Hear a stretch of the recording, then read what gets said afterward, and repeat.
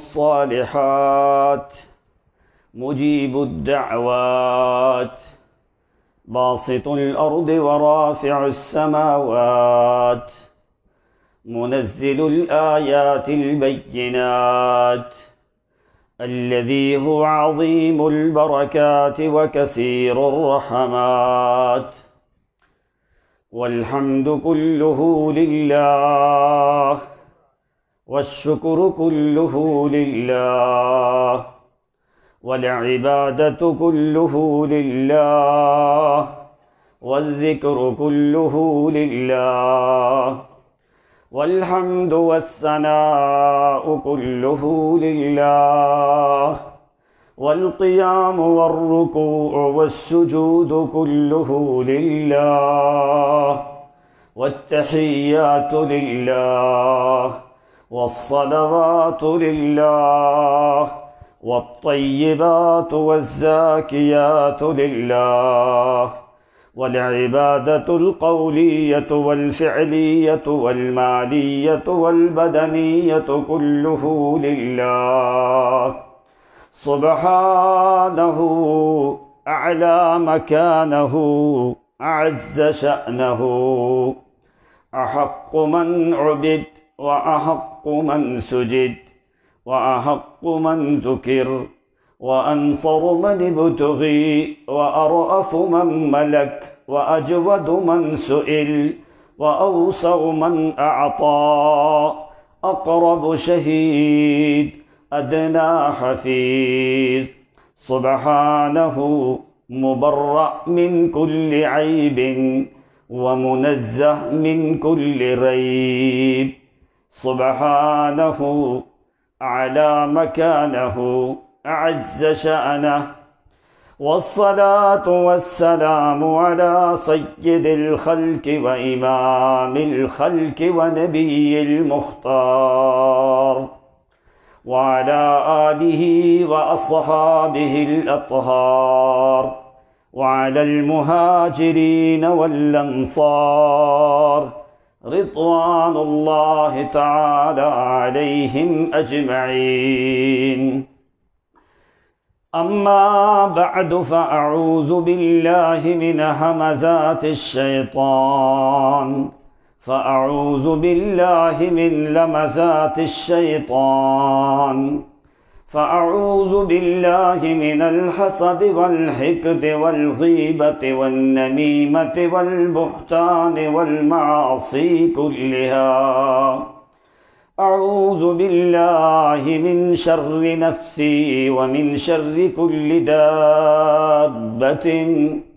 أنت آخذ بناصيتها إن ربي على صراط مستقيم أعوذ بالله من جهد البلاء ودرك الشقاء وسوء القضاء وشماتة الأعداء أعوذ بالله من الشرك والشر والشيطان والشبهات أعوذ بالله من الكفر بعد الإيمان أعوذ بالله من الخسران والهوان والنقصان أعوذ بالله من اللعين الشيطان بسم الله الرحمن الرحيم ومن آياته أن خلق لكم من أنفسكم أزواجا لتسكنوا إليها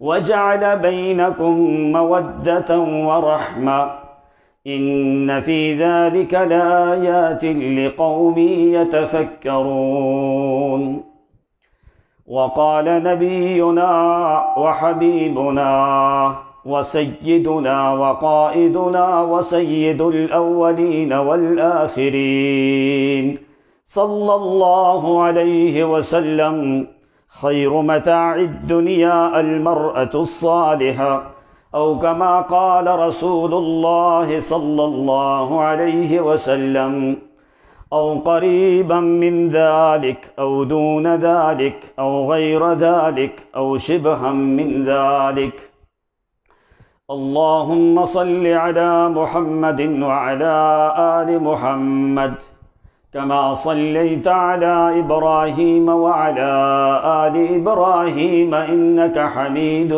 مجيد. اللهم بارك على محمد وعلى آل محمد كما باركت على إبراهيم وعلى آل إبراهيم إنك حميد مجيد. وصل على محمد كما يليق بشأنه وصل على محمد كما يناسب له وصل على محمد كما ينبغي له كما صليت وسلمت وباركت وترحمت على سيدنا إبراهيم وعلى آل سيدنا إبراهيم إنك حميد مجيد. كلما ذكره الذاكرون وغفل عن ذكرك وذكره الغافلون. سبحانك لا علم لنا إلا ما علمتنا إنك أنت العليم الحكيم. سبحان ربك رب العزة عما يصفون وسلام على من اتبع الهدى وسلام على المرسلين والصالحين إلى يوم الدين. والحمد لله قبل البيان وبعد البيان والحمد لله رب العالمين. عزت مآب واجب الاحترام علماء وعامت الناس، اللہ کریم ہمارا یہاں پہ اللہ کی رضا کے لیے اور قرآن و سنت کی بات کو سمجھنے کے لیے بیٹھنا اپنے دربار میں قبول فرمائے، اور تمام تر سامعین، ناظرین، حاضرین کو اللہ کریم اپنی رضا کی خاطر قرآن مقدس اور شریعت عظیمہ کی صحیح معنوں میں سمجھ عطا فرمائے۔ آج 19 مئی 2021 بدھ کا دن ہے۔ اللہ کریم اس وقت اور اس گھڑی کو ہمارے لیے باعث سعادت فرمائے۔ اللہ تعالیٰ علماء کو جزائے خیر دے کہ جو علماء آپ کی خدمت کر رہے ہیں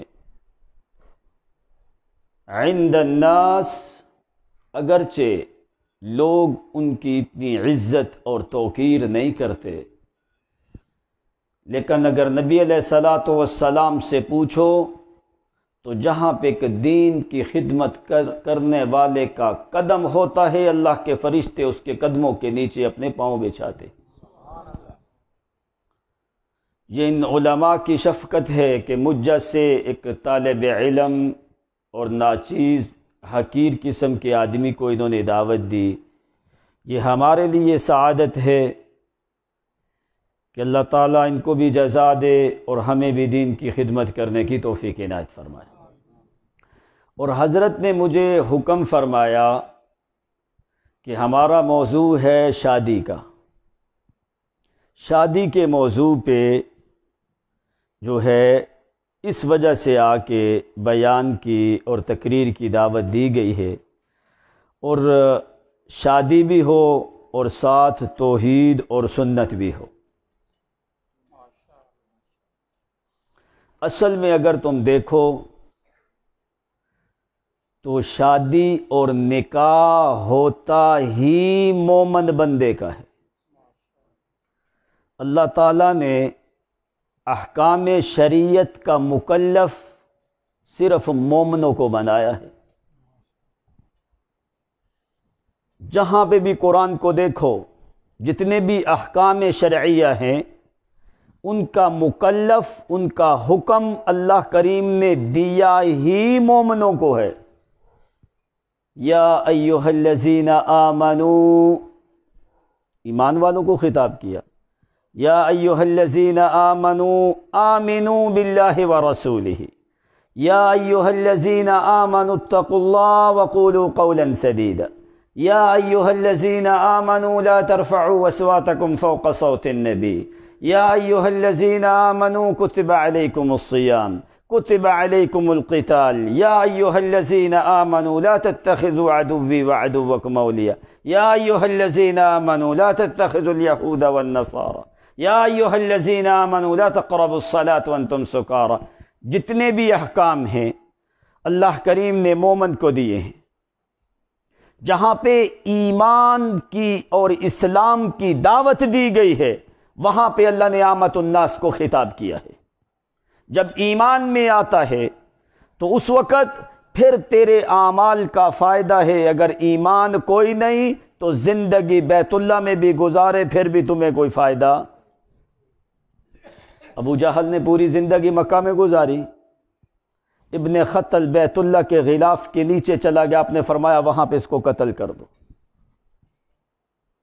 جب تک تیرا ایمان نہیں تیری کوئی عبادت بھی اللہ کے ہاں قابل قبول۔ 54 حج کیے ابو جہل نے، اجعلتم سقایۃ الحاج وعمارۃ المسجد الحرام، حاجیوں کو ستو اپنی جیب سے پلاتا تھا، بیت اللہ مطاف کا جھاڑو اپنی داڑھی سے دیتا تھا، مسجد حرام کی تعمیر کرتا تھا۔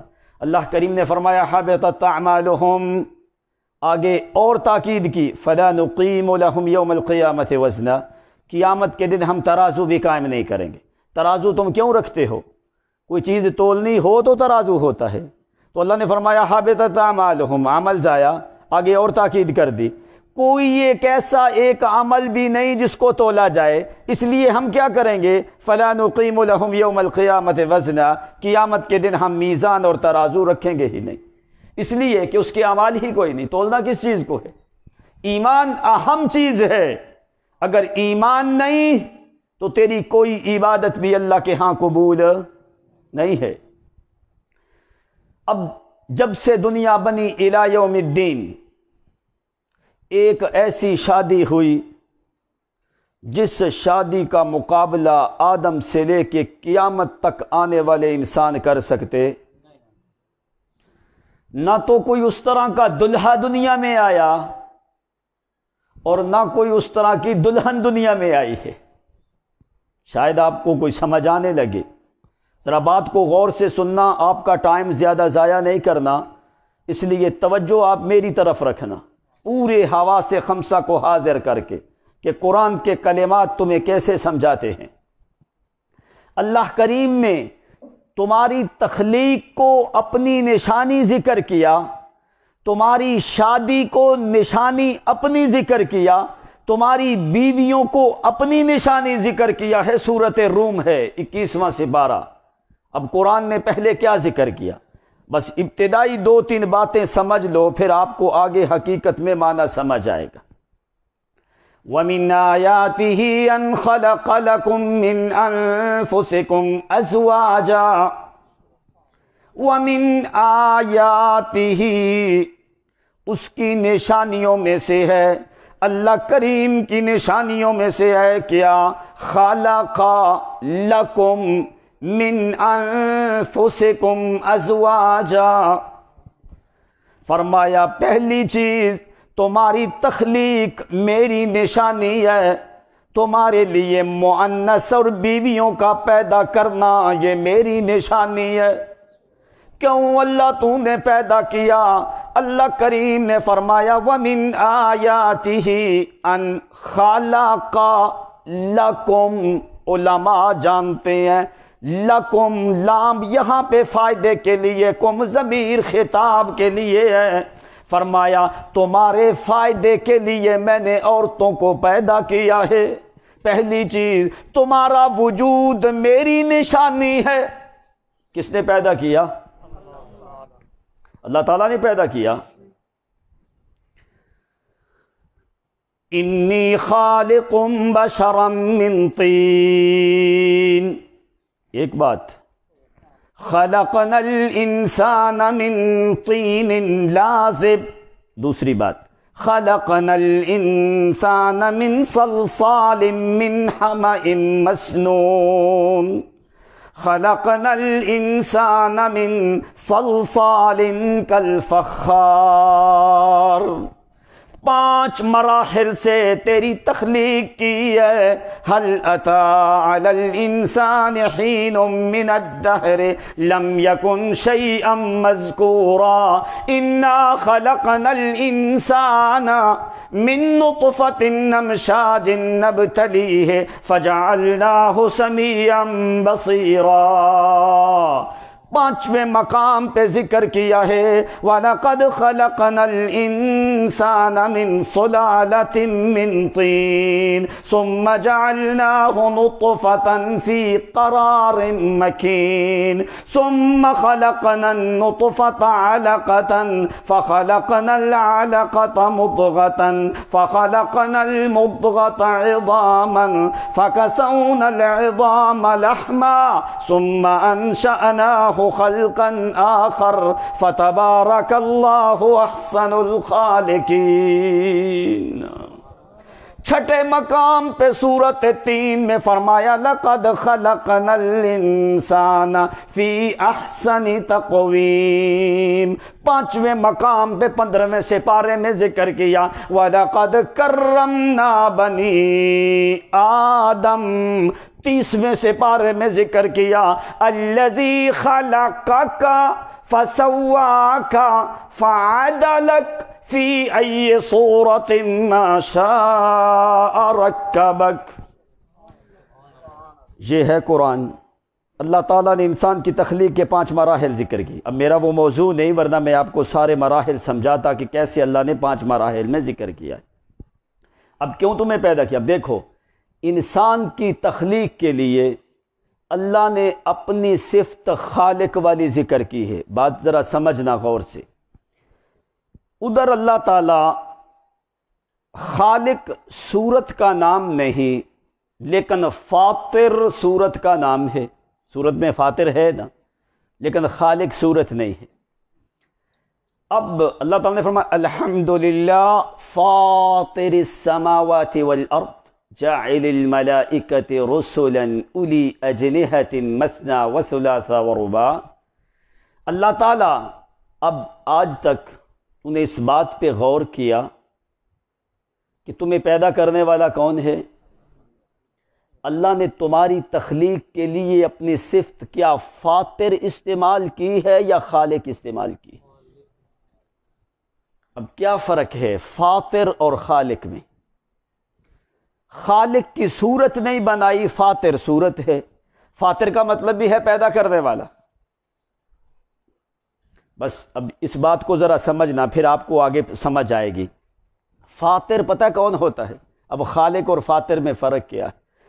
ملائکہ کے لیے اللہ کی صفت فاطر ہے، خالق والی نہیں ہے. آدم کے لیے اللہ نے خالق والی صفت اپنی استعمال نہیں کی، فاطر والی صفت استعمال کی. اب فاطر کا مطلب پتہ کیا ہوتا ہے؟ یہاں پہ اکثر لوگ میں نے سنا ہے کہ مستری ہے. اب کیا ہوتا ہے؟ مستری یہ کرسی تیار کرتا ہے، نجار جو ہے وہ یہ میٹیریل کدھر سے لے کے آتا ہے؟ لکڑی، کیل، سوتر، ہتھوڑی، مستری کا ذہن، نجار کا اپنی عقل، یہ ساری چیزیں استعمال ہوئیں. یہ میٹیریل کدھر سے لے کے آیا؟ یہ میٹیریل اس کا اپنا نہیں ہے. اس نے لکڑی کی ایک حالت کو دوسری حالت میں بدل دیا، ایک حالت کو دوسری حالت میں بدل دیا. اب فاطر کا مطلب کیا ہوتا ہے؟ جو میٹیریل سارا اپنا لے کے آئے، کسی اور کی سے ملکیت، اس نے کیل کسی اور جگہ سے لیے، تھوڑی کسی اور جگہ سے، لکڑی کسی اور جگہ سے. اب فاطر کون ہوتا ہے؟ جس کا سارا میٹیریل اپنا ہو، اس نے کسی اور سے لیا اور سارا میٹیریل لا کے پہلی دفعہ جو چیز بنائے، وہاں پہ اللہ کی صفت فاطر ہوتی ہے. اب ایک مادے کو دوسرے مادے میں منتقل کرنا یہ صفت ہے خالق کی. ملائکہ کی آگے نسل نہیں چلتی، اس لیے اللہ نے ملائکہ کے لیے اپنی صفت فاطر والی استعمال کی ہے. اب انسان کی آگے نسل چلنی تھی، اس لیے اللہ تعالیٰ نے انسان کی تخلیق کے لیے خالق کو لفظ استعمال کیا ہے۔ ایک مادے کو، پانی کو خون میں بدلا، یہ طاقت اللہ کی ہے کسی اور کی، پھر اس کو ایک اور حالت میں بدلا، پھر اور حالت میں بدلا، 5 حالتوں میں بدل کے 9 مہینے کے بعد سالم انسان بنا کے تمہیں پیدا کیا۔ اس لیے اللہ تعالیٰ نے کیا فرمایا؟ ذالکم اللہ خالق کل شیء۔ جب تیری پیدائش کی تو وہاں پہ اللہ تعالیٰ نے فرمایا خلقک فسواک فعدلک فی ای صورت ما شاء رکبک۔ فرمایا تیری تخلیق میری نشانیاں ہیں، تو حق کیا ہے کہ جس نے پیدا کیا ہے عبادت اسی کی کر، کسی اور کی کرنی۔ اللہ تعالیٰ نے کیا فرمایا؟ ذالکم اللہ ربکم خالق کل شیء فاعبدوہ، سیگا امر کا، جمع کا، اوپر سے نیچے امر آئے معنی وجوب کا دیتا ہے۔ ہو ضمیر لوٹتی ہے اللہ کی طرف، کچھ بھی ہو جائے تمہیں عبادت کر صرف ایک اللہ کی، اللہ کے علاوہ کسی اور کی عبادت معنی حسر کا قرآن نے دیا ہے۔ اس لیے دلیل کیا ذکر کی ہے؟ آدمی کہتا ہے یا اللہ تیری عبادت کیوں کرے، کیا وجہ ہے؟ کوئی دلیل کیا ہے؟ کون سی دلیل ہے؟ اللہ تعالیٰ نے کیا فرمایا؟ اعبدوا ربکم الذی خلقکم، اس لیے میری عبادت کرو کہ میں نے تمہیں پیدا کیا ہے۔ اگر میرے علاوہ کسی اور نے پیدا کیا ہے تو پھر اس کی عبادت کرو۔ اب اللہ کے علاوہ کوئی اور خالق ہو سکتا؟ جس طرح اللہ کے علاوہ خالق اور کوئی نہیں، اسی طرح اللہ کے علاوہ کوئی دوسرا عبادت کے لائق معبود بھی ہو سکتا۔ اس لیے اللہ تعالیٰ نے تیری تخلیق کو اپنی نشانیاں ذکر کی ہیں۔ آگے کیا فرمایا؟ ازواجا لتسکنوا الیہا، ازواجا لتسکنوا الیہا، اسی لیے ہم نے تمہاری بیویاں پیدا کی ہیں، لتسکنوا الیہا وجعل بینکم مودۃ ورحمہ، میاں بیوی کے درمیان مودت اور محبت کو رکھ دینا یہ میں خالق کا کام ہے۔ اب قرآن پاک میں تمہید کہیں لمبی نہ ہو جائے، علماء کے لیے اور طلباء کے لیے، انسان کے لیے قرآن پاک میں 3 لفظ ہیں، انسان ہے، انس ہے اور ناس ہے، یہ 3 لفظ ہیں۔ اب عورتوں کے لیے قرآن نے 4 لفظ بولے، نساء، زوجہ، امرأہ، صاحبہ۔ یہ قرآن کی فصاحت ہے کہ یہ فرق قرآن تمہیں بتاتا ہے، یہ اللہ کی کتاب کا اعجاز ہے کہ اللہ کی کتاب دنیا کو عاجز کر دینے والی چیز۔ قرآن کا ایک ایک نقطہ اعجاز سے خالی نہیں ہے۔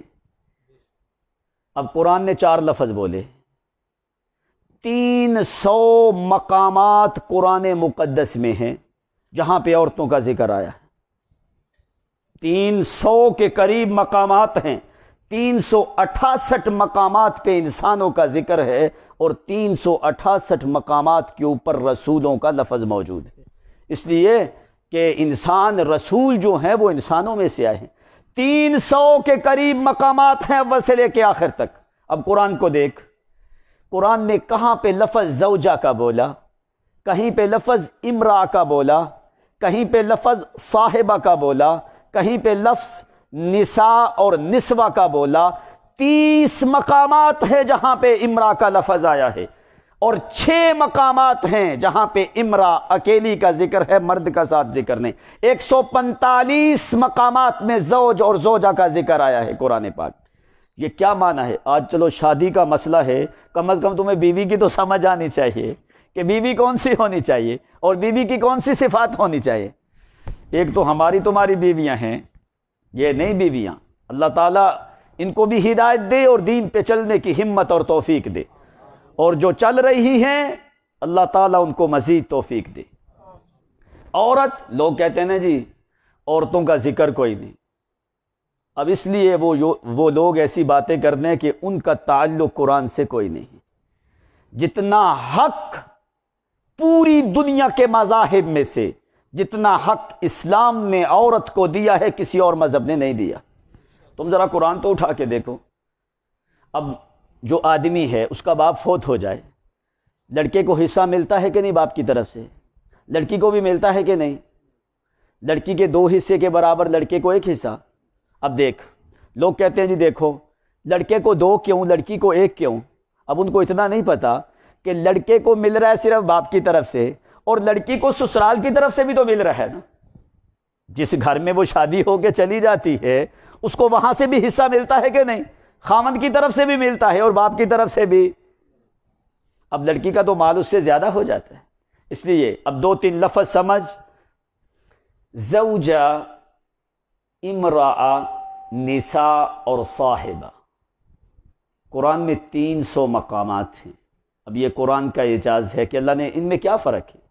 زوجہ کون ہوتی ہے، امرأہ کون ہوتی ہے، اور نساء اور صاحبہ ان میں فرق کیا ہے؟ قرآن نے باریک اشارے دیے سمجھنے والوں کے لیے۔ اب اللہ تعالیٰ نے تمہارے لیے حکم کیا دیا؟ وَمَا خَلَقَ لَكُم مِّنْ أَنفُسِكُمْ أَزْوَاجًا، ہم نے تمہارے لیے زوجات، بیویاں پیدا کی، زوجہ پیدا کی، زوجہ کی جمع ازواج ہے۔ اب اللہ تعالیٰ نے ایسے کیوں نہیں کہا خَلَقَ لَكُم مِّنْ أَنفُسِكُمْ امرأة، ہم نے تمہارے لیے امرأہ پیدا کی یا نساء پیدا کی یا صاحبہ پیدا کی؟ قرآن پاک میں سارے لفظ ہیں۔ اب ان میں فرق کیا ہے؟ زوجہ کس کو کہا جاتا ہے اور امرأہ کس کو کہا جاتا ہے، اور نساء کس کو کہا جاتا ہے اور صاحبہ کس کو کہا؟ پہلی چیز، نساء کا لفظ عام ہے، ماں ہو، بیٹی ہو، بہن ہو، بیوی ہو، سب عورتوں کے اوپر نساء کا لفظ۔ اس کی جمع آتی ہے نسوہ، سورۃ یوسف، وقال نسوۃ فی المسجد، اور نساء کے بارے میں پوری سورت ہے قرآن پاک میں۔ نساء ہر عورت کے اوپر بولا جاتا، امرأہ اس عورت کے اوپر بولا جاتا ہے۔ ایک نشانی، جسمانی تعلق ہو، دونوں کی سوچ مختلف ہو، دونوں کی سوچ کیا ہو؟ مختلف ہو، عقیدہ مختلف ہو، سوچ مختلف ہو، فکر مختلف ہو، یا ان میں سے کسی ایک کا خامد دنیا سے یا چلا جائے، اس کے اوپر قرآن نے امرأہ کا لفظ بولا ہے۔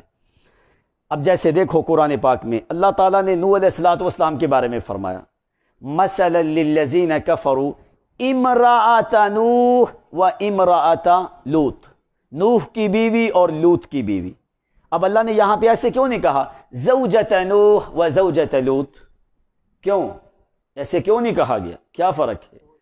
اس لیے کہ دونوں کی سوچ مختلف ہے۔ نوح علیہ السلام پیغمبر ہیں، بیوی کافر ہے، دونوں کی سوچیں کیا ہیں؟ مختلف ہیں، اس لیے قرآن نے وہاں پہ امرأہ کا لفظ بولا۔ زوجہ وہ ہوتی ہے جو اپنے خامند کے ہمیشہ تابع ہو، جس کی خامند کی جسمانی تعلق ہو، خامند اور بیوی کی سوچ ایک ہو، دونوں کی فکر ایک ہو، دونوں کا مذہب ایک ہو، دونوں کا عقیدہ ایک ہو، عورت کی رائے خامند کی رائے کے خلاف نہ جائے، قرآن نے اس کو زوجہ کہا۔ اب اللہ تعالیٰ نے تمہیں زوجات مقرر کی ہیں تمہارے لیے، آگے یہ عورتوں کے اوپر ہے، تمہارے اوپر ہے کہ وہ اپنی حالت کو بدل جاتی ہیں، وہ امرأہ میں تبدیل ہو جاتی ہیں، لیکن قرآن نے تمہارے لیے زوجات پیدا کی ہیں۔ معنی کیا کہ میاں اور بیوی کی سوچ بھی ایک ہونی چاہیے، محبت بھی ایک ہونی چاہیے، عقیدہ بھی ایک ہونا چاہیے، عورت کو اپنے خامند کے تابع ہونا چاہیے۔ یہ فرق ہے زوجہ کا۔ اب اللہ تعالیٰ نے نبی علیہ السلام کو کیا فرمایا؟ یا ایھا النبی قل لازواجک، زوجہ کی جمع۔ معنی قرآن نے کیا سمجھایا کہ پیغمبر کی بیویاں ایک بھی ایسی نہیں جن کی رائے محمد کے خلاف ہو۔ اب صاحبہ کون ہوتی ہے؟ یوم یفر المرء من اخیہ و امہ و ابی و صاحبتہ و بنی۔ صاحبہ کون ہوتی ہے؟ جس کا جسمانی تعلق بھی ختم ہو جائے، فکر اور سوچ بھی ختم ہو جائے۔ قیامت کے دن فرمایا ہولناکیوں سے اس کا جسمانی تعلق بھی نہیں رہے گا اور سوچ اور فکر بھی الگ ہو جائے گی، نفسی نفسی، ہر کسی کو اپنا معاملہ ہوگا۔ اس لیے قرآن پاک کا یہ اعجاز ہے کہ ہر جگہ کے اوپر وہ ایسا کلمہ بولا ہے تاکہ سمجھنے والے کی سمجھ میں آئے کہ یہ قرآن اعجاز اور معجز کتاب ہے، یہ دنیا کو عاجز کرنے والی کتاب ہے۔ اب آپ کو فرق کوئی سمجھ آیا؟ اب اللہ سے زوجہ مانگنا، امرأہ کیا مانگنا؟ زوجہ مانگنا، یا اللہ جو ہماری تابع ہو اور جو ہمارے دین اور قرآن کے مذہب کے مطابق ہو۔ اس لیے زوجہ مانگنا، اب ایک زوج اور ایک زوجہ دنیا میں ایسے آئے کہ جن کا کوئی مقابلہ ہو سکتا؟ سیدہ خدیجۃ الکبریٰ رضی اللہ تعالی عنہا کی نبوت کے 10ویں سال وفات ہوتی. نبی علیہ الصلوۃ والسلام غمگین. پہلی تو ایک بات سمجھ لو، اب مجھے یہ بتاؤ کہ حضرت خدیجہ کی عمر کتنی تھی جب شادی ہوئی؟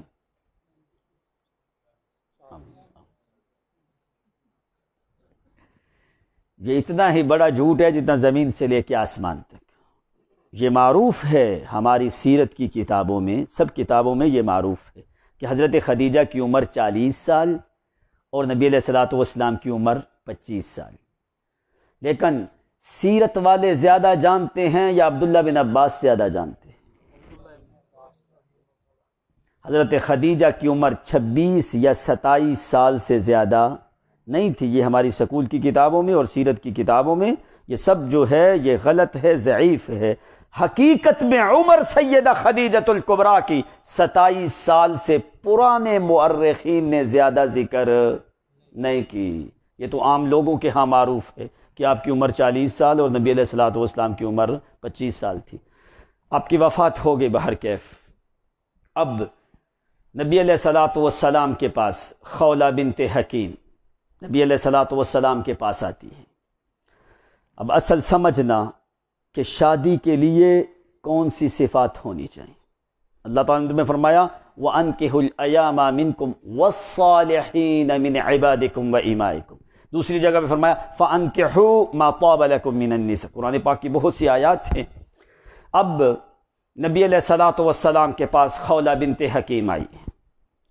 وجاءت خولة بنت حكيم قالت يا رسول الله صلى الله عليه وسلم لما لم تتزوج. اللہ عثمان ابن مظعون کی بیوی رضی اللہ تعالی عنہ، عثمان ابن مظعون کی بیوی دوسرے عثمان کی خالہ ہے. تو نبی علیہ الصلوۃ والسلام کے پاس آ کے کہنے لگی اللہ کے پیغمبر آپ شادی کیوں نہیں کر لیتے؟ نبی علیہ الصلوۃ والسلام نے فرمایا کون سا رشتہ تیرے پاس موجود ہے؟ خولہ بنت حکیم کہنے لگی اللہ کے پیغمبر اترید بکرن ام سیب. اللہ کے پیغمبر کیا آپ کسی کنواری لڑکی سے شادی کرنا چاہتے ہو یا کسی شادی شدہ سے، یعنی جس کا خامد فوت ہو جائے یا جس کو طلاق ہو جائے. سیب. نبی علیہ الصلوۃ والسلام نے فرمایا من البکر ومن السیب. او باقرہ کون ہے؟ غیر شادی شدہ کنواری لڑکی کون ہے اور شادی شدہ کون ہے؟ اب ذرا مسئلہ سمجھ. پوچھتا وہ ہے جو عالم الغیب، جو حاضر ناظر. اگر آپ کو پتا ہوتا تو آپ پوچھتے. پوچھتا وہ ہے جو عالم الغیب نہ ہو، جو حاضر ناظر. عالم الغیب کون ہے؟ حاضر ناظر کون ہے؟ نبی علیہ الصلوۃ والسلام نے پوچھا من البکر ومن السیب یا خولہ. او خولہ بنت حکیم کون ہے شادی شدہ، کون کنواری ہے؟ کہنے لگی اللہ کے پیغمبر کنواری لڑکی تو آپ کے محبوب ساتھی صدیق کی بیٹی عائشہ صدیقہ ہے. اب نے فرمایا من السیب، وہ شادی شدہ کون ہے؟ کہنے لگی اللہ کے پیغمبر سودا بنت زمع رضی اللہ عنہا.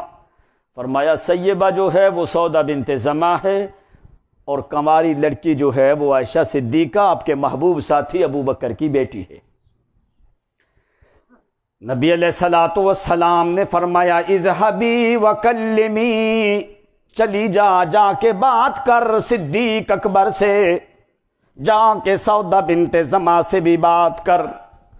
اب یہ ذرا بات جو سو گئے ہیں اٹھ کے جاگ کے بیٹھنا ذرا. نعرہ تکبیر. یہ معاملہ تمہاری ماں عائشہ صدیقہ کا ہے جو لوگوں نے بڑی غلط باتیں مشہور کی ہیں ام المومنین سیدہ عائشہ کی اہانت کے لیے. لوگوں نے مشہور کیا نا کہ آپ کی عمر 6 سال تھی، 9 سال کی عمر میں رخصتی ہو گئی، یہ کدھر سے لے کے آئے؟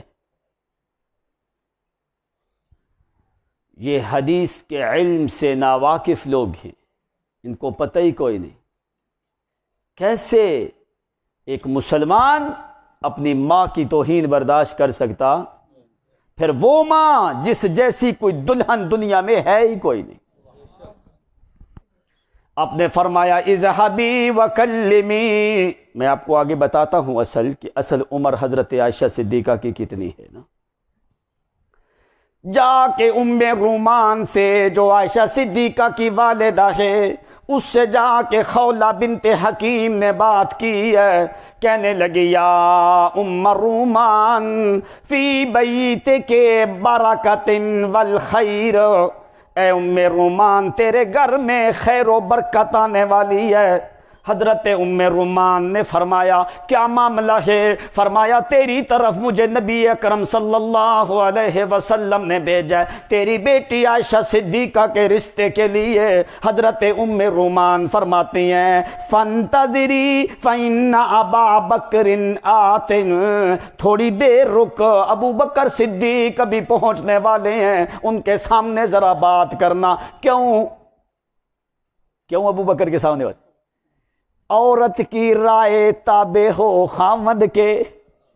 ام رومان نے کہا فیصلہ بیٹی کا میرے اختیار میں نہیں، میرا خاوند ابو بکر صدیق کے اختیار میں، جو فیصلہ ابو بکر صدیق کرے میں ام رومان کو قبول ہے۔ فانتظری فإن ابا بکر آت، تھوڑی دیر رکنا ذرا، ابو بکر صدیق پہنچنے والے ہیں، وہ آ کے فیصلہ کریں گے۔ اتنی دیر میں فدخل ابو بکر، اتنی دیر میں حضرت ابو بکر صدیق گھر میں پہنچ گئے تو خولہ بنت حکیم نے بات کی ہے، کہنے لگی ہے ابو بکر صدیق مجھے تیرے رشتے کے لیے نبی علیہ الصلوۃ والسلام نے بھیجا ہے۔ حضرت ابو بکر صدیق نے فرمایا مہلن رسلک فی بیتی وانا آتی، ذرا رک میرے گھر میں ذرا مطعم ابن عدی سے بات کر کے چند منٹ میں واپس آ رہا۔ آپ نے فرمایا میں مطعم ابن عدی سے بات کر کے آ رہا ہوں، اس لیے کہ عائشہ صدیقہ کا رشتہ میں نے مطعم ابن عدی کے لڑکے جبیر ابن مطعم سے طے کیا ہوا ہے۔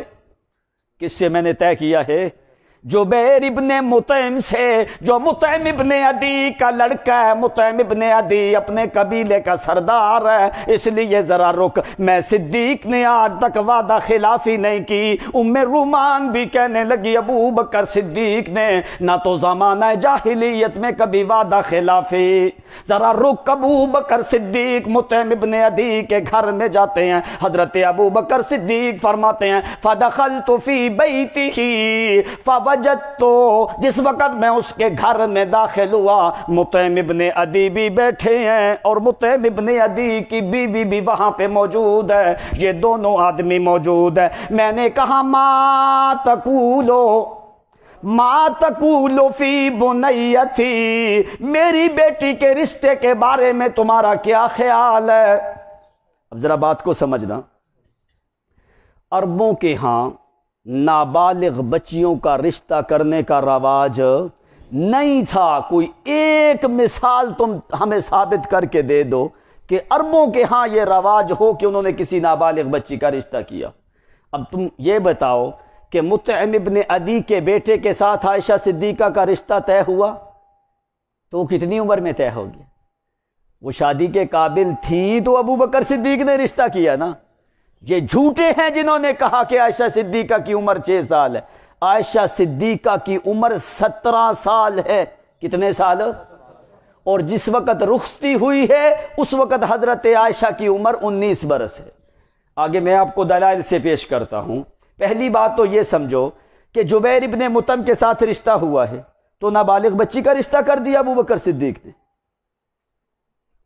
تو مطعم ابن عدی کی بیوی بولی، اس نے کہا ابو بکر تیری بچی کا مذہب اور دین اور ہے، ہمارا مذہب اور ہے، اگر تیری بچی ہمارے گھر میں آئی تو فرمایا تیری بچی کہیں ہمیں، اس نے کہا بے دین نہ کر دے، اس نے یہ لفظ بولا، وہ اپنی طرف سے دین میں تھی، اس نے کہا تیری بچی ہمارے گھر میں آئے اور تیری بچی کا مذہب اور ہے، کہیں وہ ہمارے گھر میں آ کے ہم سب کو بے دین نہ کر دے۔ اب مطعم ابن عدی کی بیوی جبیر ابن مطعم کی والدہ یہ بات کہہ رہی ہے کہ ہمیں ڈر ہے کہ کہیں میرے بچے کو وہ بے دین نہ کر دے، ہمیں اپنا دین نہ بتلا۔ اس کا مطلب کیا تھا؟ اس نے یہ معنی سمجھایا کہ عائشہ صدیقہ بالغ ہے، وہ دین سارے کو سمجھتی ہے۔ کیا کرتی ہے؟ دین کو سمجھتی ہے، اس لیے اس نے کہا اگر ہمارے گھر میں آئی تو ہمیں ہمارا دین نہ بدل دینا۔ تو ابو بکر صدیق نے فرمایا ٹھیک ہے۔ ابھی مشرک کے ساتھ نکاح کی حرمت کا مسئلہ بھی نازل ہوا، یہ حکم مدینے میں آ کے نازل ہوا ہے کہ مشرک کے ساتھ نکاح ہو سکتا نہیں ہے۔ تو ابو بکر صدیق نے کہا ٹھیک ہے۔ حضرت ابو بکر صدیق واپس آئے، خولہ بنت حکیم ام رومان کے پاس بیٹھی ہے، تو حضرت صدیق نے کیا فرمایا؟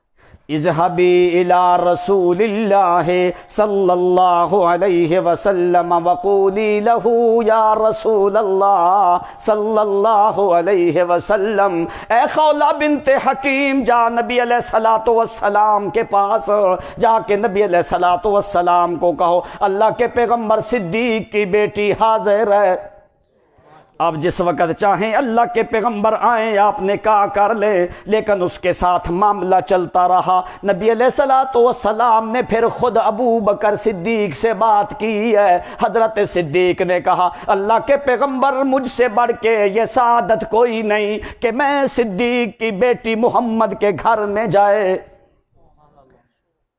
تو حضرت ابو بکر صدیق نے کہہ دیا، ایام گزرتے گئے، کچھ ایام کے بعد پھر نکاح ہوا حضرت عائشہ صدیقہ کا اور نبی علیہ السلام کا۔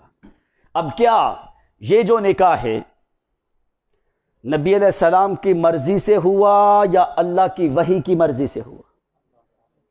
اب دیکھ نبی علیہ السلام نے کیا کہا، آپ نے فرمایا یا عائشہ اریتو کہ فی المنام مرتین، او عائشہ صدیقہ اللہ کریم نے مجھے تمہیں دکھایا ہے خواب میں مرتین، 2 دفعہ، فجاء جبریل علی سرقۃ حریر، عائشہ صدیقہ جبریل ایک ریشم کا کپڑا لے کے آیا۔ کون لے کے آیا؟ اب دیکھ، ما نتنزل الا بامر ربک، فرشتے اللہ کے حکم کے بغیر زمین پہ اترتے نہیں ہیں۔ نبی علیہ السلام نے فرمایا عائشہ صدیقہ 2 دفعہ جبریل میرے پاس لے کے آیا، علی سرقۃ حریر، ایک ریشم کا کپڑا لپیٹ کے میرے پاس لے کے آیا۔ میں نے جبریل کو حکم دیا اکشف، یہ جو لپٹا ہوا کپڑا ہے ریشم کا جبریل کھول، تو فرمایا جبریل نے یوں کھولا۔ جس وقت جبریل نے کھولا فَكَشَفَ لِي فَإِنَّكِ أَنْتِ يَا عائشہ، اللہ کی قسم عائشہ صدیقہ جس وقت اس نے ریشم کا کپڑا کھولا فَإِنَّكِ أَنْتِ، اس کے اوپر جبریل نے مجھے تیری تصویر دکھائی ہے، تو اس کپڑے کے اوپر موجود تھی۔ فرمایا کب اللہ کے پیغمبر عائشہ صدیقہ و نبی علیہ السلام نے فرمایا قبل ان اتزوجک یا عائش، او عائشہ صدیقہ تیرے ساتھ شادی سے پہلے 2 دفعہ میں نے تیری صورت دیکھی ہے، کیوں؟ فعلم انہ وحی ربانی، اس لیے فرمایا عائشہ تیرے گھر میں جو پیغام جاتے رہے ہیں، تیرے باپ کو جو پیغام رشتے کا پہنچا ہے، وہ میں محمد نے اپنی مرضی سے فَعَلِمَ أَنَّهُ وَحْيٌ رَبَّانِي، وہ اللہ کریم کی وحی کے ذریعے سے مجھے بتایا گیا۔ آگے جبریل نے کہا کیا؟ یہ بات ذرا سننا۔ جبریل نے جس وقت عائشہ صدیقہ کو دکھایا ہے، جبریل نے کیا کہا؟ جبریل نے کہا اللہ کے پیغمبر ہذہ زوجتک فی الدنیا والآخرہ، اللہ کے پیغمبر یہ آپ کی زوجہ ہے۔ کیا ہے؟ یہ آپ کی زوجہ ہے. کہاں تک اللہ کے پیغمبر زوجتوں کا فی الدنیا والآخرہ، اللہ کے پیغمبر یہ دنیا میں بھی آپ کی زوجہ ہے اور قیامت کے دن جنت میں بھی آپ کی زوجہ ہے. اب عائشہ صدیقہ کی عمر کیسے 19 برس ہے؟ بخاری میں جو روایت ہے اور مسلم میں روایت ہے، 4 مقامات کے اوپر بخاری میں روایت ہے اور 3 مقامات میں مسلم میں روایت ہے. اور یہ روایت کون کرتا ہے؟ جس نے بتایا کہ 6 سال کی عمر ہے اور 9 سال کی عمر میں رخصتی ہوئی. یہ روایت کرنے والا ہے ہشام ابن عروہ، اور اس سے آگے روایت کرنے والا اسود ہے اور علقمہ ہے. اب ہشام کے شاگرد کوفے میں صرف 4 بندے اور ہشام کے شاگرد بصرے میں 3 آدمی. اب عراق اور کوفے بصرے والے لوگ یہ روایت کرتے ہیں عائشہ صدیقہ کی عمر کے بارے میں، اور ہشام کہتا ہے میں نے اپنے باپ عروہ سے سنا. اب عروہ ساری زندگی رہے مدینے میں، عروہ نے کیوں خود روایت ذکر نہیں کی؟ اور کسی ایک مدینے والے کسی ایک صحابی نے یہ روایت ذکر؟ یہ کب عمر کا معاملہ پیدا ہوا؟ 145 ہجری کے بعد یہ روایات ظاہر ہوئیں، اور یہ روایت کرنے والا ہشام ہے. اور امام مالک ہشام کے اوپر سخت ناراض تھے، اس لیے کہ یہ ہر ایک روایت کی نسبت اپنے باپ کی طرف کرتا ہے، اور یہ روایت لینے والے عراقی لوگ ہیں، اور عراقیوں کی روایت کا کوئی اعتبار نہیں ہے. اور روایت کے صحیح ہونے کے لیے صرف راوی کے ثقہ ہونے کی صرف یہ شرط نہیں ہے، اور بھی بڑی شرائط ہے. اس کا متن بھی دیکھو. اس لیے یہ ساری روایتیں جو ہیں یہ ضعیف ہیں، ان میں کوئی ایک روایت بھی صحیح. اب دیکھ، حضرت اسماء جس وقت ہجرت کی ہے، بات سمجھ آ رہی ہے؟ ذرا خشک سا معاملہ ہے، نیند تو نہیں آ رہی. حضرت اسماء نے جب ہجرت کی ان کی عمر تھی 27 برس. کتنی عمر تھی؟ کم از کم تمہیں یہ تو پتہ ہونا چاہیے کہ ہماری ماں کے اوپر جو لوگ الزام لگاتے ہیں ہم اپنی ماں کا دفاع تو کر سکیں دلائل کے ذریعے سے. حضرت اسماء نے جب ہجرت کی عمر کتنی ہے؟ 27 برس. اور حضرت عائشہ اور حضرت اسماء کا 10 سال کا فرق ہے. تو حضرت عائشہ کی عمر کتنی ہوئی؟ 17 سال. 2 سال کے بعد 2 ہجری شوال میں رخصتی ہوتی ہے، تو کتنی عمر ہو گئی؟ 19 سال. اب یا تو حضرت اسماء کی عمر کم کرو، تو یا پھر عائشہ صدیقہ کی عمر مانو 17 سال. تیسری بات، جس وقت مسلمانوں نے ہجرت حبشہ کی، یہ نبوت کے پہلے سال ہیں. اب حضرت عائشہ صدیقہ ان کو بیان کر رہی کہ کتنے لوگ تھے جنہوں نے ہجرت حبشہ کی. اب لوگ کہتے ہیں کہ عائشہ صدیقہ کی پیدائش ہوتی ہے نبوت کے 3رے سال. اب ہجرت حبشہ تو 5 سالوں سے پہلے ہو رہی ہے، ابتدائی سالوں میں. ان کو حضرت عائشہ صدیقہ بیان کر رہی ہیں، تو کیسے انہوں نے بیان کیا؟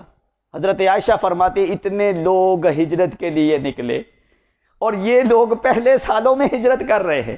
حضرت عائشہ صدیقہ پھر فرماتی نا کہ ان لوگوں نے اس وقت ہجرت کی جب میں پیدا ہی نہیں ہوئی تھی. حضرت عائشہ صدیقہ آنکھوں دیکھا حال بیان کر رہی ہیں کہ بھائی یہ لوگ ہجرت کر رہے ہیں، اتنے لوگ. تو اس کا مطلب کیا ہے کہ عائشہ صدیقہ پہلے پیدا ہو چکی تھی. اس لیے چوتھی بات سمجھنا، حضرت عائشہ صدیقہ رضی اللہ تعالی عنہا یہ کوئی معمولی عورت نہ سمجھنا. عائشہ جیسی کوئی عورت دنیا میں، حضرت عائشہ نے فرمایا فضلت بعشرۃ اشیاء، اللہ کی قسم اللہ کریم نے مجھے 10 باتوں پہ فضیلت دی ہے جو میرے علاوہ کسی اور امہات المومنین میں پائی جاتی نہیں ہے. آپ کی 11 بیویاں، ان میں سے صرف غیر شادی شدہ کنواری لڑکی سے شادی ہوئی ہے صرف عائشہ صدیقہ سے، باقی کسی اور کنواری لڑکی سے شادی نہیں ہوئی. خدیجۃ الکبریٰ سودا بنت زمعہ، زینب بنت جہش، زینب بنت خزیمہ، میمونہ الہلالیہ، ام سلمہ، رملہ بنت ابی سفیان، ام حبیبہ، حفصہ بنت عمر بن خطاب، ماریہ قبطیہ، جویریہ ریحانہ، یہ ساریاں جو ہیں ان میں سے کوئی بھی کنواری سوائے عائشہ صدیقہ کی۔ تو حضرت عائشہ صدیقہ رضی اللہ تعالی عنہ، چوتھی بات سمجھو کہ جہاں پہ تھا نا حدیث میں 19، راوی کی غلطی سے عشرہ کا لفظ مٹ گیا یا اس نے سمجھا نہیں تو وہاں کا 9 کا لفظ باقی رہ گیا۔ وہاں پہ 19 سنۃ، جس کا مطلب ہے 19 سال، 9 باقی رہا، 10 آگے سننے والے نے سنا نہیں ہے، اس لیے ان کو غلطی لگی۔ اور بھی اس کے علاوہ بہت سے دلائل ہیں، برکیف یہ بات سمجھنا کہ عائشہ صدیقہ کا جب نکاح ہوا 17 برس کی عمر ہے، جب رخصتی ہوئی 19 برس کی عمر ہے۔ وہ جتنی روایتیں ہیں وہ ساری ہشام سے ہیں۔ ہشام کے بارے میں تم دیکھو سیر کی کتابیں، آخری زمانے میں ہشام کی دماغ جو ہے وہ ٹھیک نہیں رہا تھا، اس وقت اس نے روایتیں کی جس وقت یہ عراق کے زمانے میں چلا گیا، عراقی لوگوں نے روایت کی ہے، تو مدینے والوں نے کہا ہشام کی جو روایتیں عراق والے کریں ان روایتوں کا کوئی ثبوت نہیں ہے، تو امام مالک اسی وجہ سے ناراض ہوئے۔ یہ ہر ایک روایت کی نسبت اپنے باپ کی طرف کرتے ہیں، اور عروہ اس نے خود ایک بھی روایت کی نہیں ہے، اس لیے یہ روایتیں ضعیف ہیں، اس لیے کہ پیغمبر کی عزت اور ناموس پوری دنیا سے زیادہ ہے۔ روایات جھوٹی ہو سکتی ہے لیکن محمد اور محمد کی بیوی کی عزت پہ حرف آ سکتا نہیں ہے۔ جس باتوں میں پیغمبر کے ناموس کا لحاظ نہ ہو وہ باتیں کبھی بھی قابل قبول ہو سکتی۔ عائشہ صدیقہ تو وہ بیوی ہے جس کے بارے میں نبی علیہ الصلوۃ والسلام نے کیا فرمایا، لا توزینی فی عائشہ، او لوگو مجھے عائشہ صدیقہ کے بارے میں ایذا نہ پہنچایا کرو، کلمینی یا حمیرہ، او سفیدی اور سرخی مل کے تیرے چہرے کے جمال کو اللہ نے بنایا ہے عائشہ صدیقہ، میں محمد الرسول اللہ کے ساتھ باتیں کیا کر۔ اسی لیے عائشہ صدیقہ فرماتی ہیں لوگوں سب سے پہلے میں کنواری لڑکی جو محمد کے نکاح میں آئی، میرے علاوہ کوئی دوسری کنواری لڑکی کوئی نہیں، پھر میرا نکاح پیغمبر کی مرضی سے نہیں، میرا نکاح اللہ کی مرضی سے ہوا ہے۔ تیسری بات کہ میری شادی سے پہلے جبریل نے 2 دفعہ لا کے میں عائشہ صدیقہ کی صورت نبی علیہ الصلوۃ والسلام کو دکھائی ہے۔ چوتھی بات کہ میرے رشتے کے بارے میں نبی علیہ السلام نے میرے باپ صدیق اکبر سے خود طلب کیا ہے بعد میں۔ پانچویں بات کہ میری برات کے بارے میں قرآن نازل ہوا ہے۔ چھٹی بات کہ نبی علیہ الصلوۃ والسلام میرے حجرے میں آتے ہیں تو قرآن مقدس کی صورتیں آتی ہیں۔ ساتویں بات کہ جبریل میری طرف سلام لے کے آتا ہے۔ آٹھویں بات کہ میری باری کے دن میری گود میں محمد کی میرے حجرے میں وفات ہوئی ہے۔ کہنے لگی یہ ساری فضیلتیں لوگوں میں عائشہ صدیقہ کے لیے، ان فضیلتوں کے اندر کوئی دوسری بیوی شریک، محمد کریم جیسا دلہا کوئی نہیں، عائشہ صدیقہ جیسی دلہن کوئی نہیں۔ اس لیے اللہ کریم نے عائشہ صدیقہ کی طہارت اور برات کا ذکر قرآن میں کیا ہے۔ امام قحطانی وہ تعریف اپنی نونیہ میں عائشہ صدیقہ کے بارے میں کرتا ہے، کہتا ہے کہیں تجھے مغالطہ نہ رہے عائشہ صدیقہ کے بارے میں، اس لیے تمہیں پتہ نہیں کہ صدیقہ کون ہے، تمہیں اس سے اندازہ ہونا چاہیے جس کی طہارت اور برات کے لیے قرآن کی پوری سورت نور نازل ہوئی ہے، جس کی طہارت اور برات کے لیے قرآن نازل ہوتا ہے وہ کوئی معمولی عورت۔ کہنے لگا اس سے اندازہ کر کے عائشہ صدیقہ کون ہے جس کے بارے میں قرآن نازل ہوتا ہے۔ دوسری بات کیا ہے، ہی زوجۃ خیر الانبیاء و بکرہ، ہی زوجۃ خیر الانبیاء و بکرہ، ہی زوجۃ، امرأہ کہا کہتا ہے جب زوجہ کا لفظ عائشہ کے ساتھ لگنے لگتا ہے تو اللہ کی قسم میرے دل میں ٹھنڈک آتی ہے کہ عائشہ صدیقہ جس کا نام ذکر کر کے جس کو زوجہ کہہ کے محمد کریم نے یہ معنی سمجھا دیا ہے کہ لوگوں عائشہ صدیقہ جیسی کوئی دوسری عورت ہو سکتی ہی زوجۃ خیر الانبیاء و بکرہ وَعَرُوسُهُ مِن جُمْلَةِ النِّسْوَانِ هِيَ إِرْسُهُ هِيَ إِرْسُهُ هِيَ أُنْسُهُ هِيَ إِلْفُهُ هِيَ حُبُّهُ صِدْقًا بِلَا أَذْهَانِ وَأَبُو الْمُطَهَّرَةِ الَّتِي تَنزِيهُهَا وَقَدْ جَاءَنَا فِي النُّورِ وَالْفُرْقَانِ أَكْرِمْ بِعَائِشَةَ الرِّضَا مِنْ حُرَّةٍ بکرن المطہرۃ الازار حسانی کہنے لگا وہ عائشہ صدیقہ کون ہے جو محمد کی زوجہ ہے عائشہ کون ہے جو محمد کی محبت ہے عائشہ کون ہے جو محمد کی الفت ہے عائشہ کون ہے جو محمد سے پیار کرنے والی بیوی ہے عائشہ کون ہے جو صدیق کی بیٹی صدیقہ ہے کون عائشہ ہے جس کی ماں ام رومان ہے کون عائشہ جس کی بہن اسماء ہے کون عائشہ جس کا والد صدیق اکبر ہے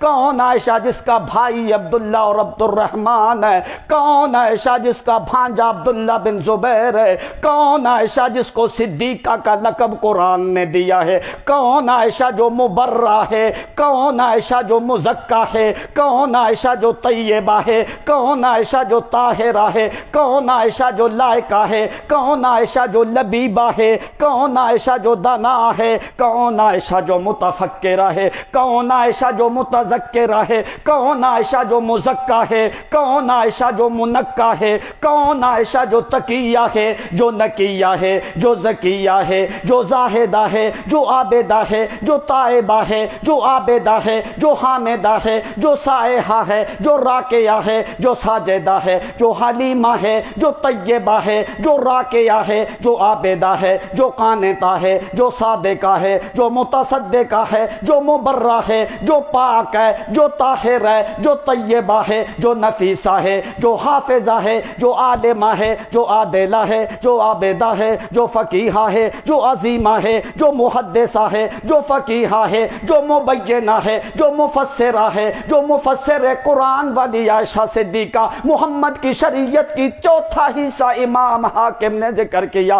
اللہ کی قسم شریعت کا چوتھا حصہ ہمیں عائشہ صدیقہ سے ملا ہے جس کے کبار صحابہ جس کے شاگرد ہیں عبداللہ بن عمر جس عائشہ کا شاگرد ہے ابو موسیٰ اشعری جس عائشہ کا شاگرد ہے ابو ہریرہ جیسے لوگ جس عائشہ کے شاگرد ہیں عبداللہ بن انیس جیسے لوگ جو عائشہ صدیقہ کے شاگرد ہیں بڑے بڑے جلیل اور عظیم المرتبہ صحابہ جو عائشہ صدیقہ کے شاگرد ہیں وہ عائشہ صدیقہ اسی لیے قحطانی کہتا ہے مجھے اللہ کی قسم ہے چوتھا حصہ شریعت کے حکم ہمیں عائشہ صدیقہ سے ملے ہیں ساری دنیا کو چھوڑ دے ساری دنیا سے اوپر محمد کی شان ہے محمد کے ساتھ ہی عائشہ صدیقہ وہ دلہن ہے محمد کی اس لیے ساری تکلیفیں برداشت کر لیکن عائشہ صدیقہ کے بارے میں کوئی بات میں سن سکتا کیوں کہتا ہے کہ عائشہ کے مقام تک وہ پہنچ سکتا ہے یہ دلہن بھی اعلیٰ یہ دلہا بھی نہ تو محمد جیسا کوئی دلہا آیا ہے نہ عائشہ صدیقہ جیسی کوئی دلہن آئی ہے اس لیے عائشہ صدیقہ کا شاگرد جو ہے دوسرے واسطے سے وہ روایت ذکر کرنے لگتا ہے وہ کیسے روایت ذکر کرتا ہے وہ ایسے نہیں کہتا کہ مجھے عائشہ صدیقہ نے بیان کیا کہنے لگا حدثتنی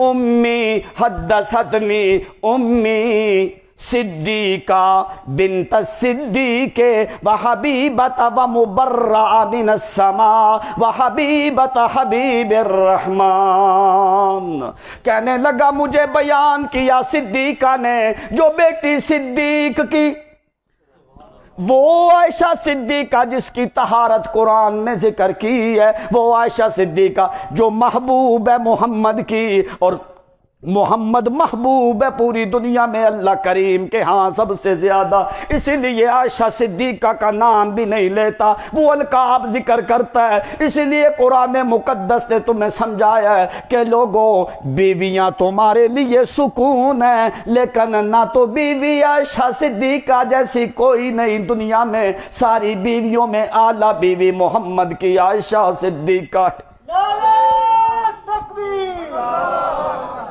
مجھے لگتا ہے پیچھے سارے سو رہے ہیں، خلاص ختم کر دیں۔ نعرہ تکبیر!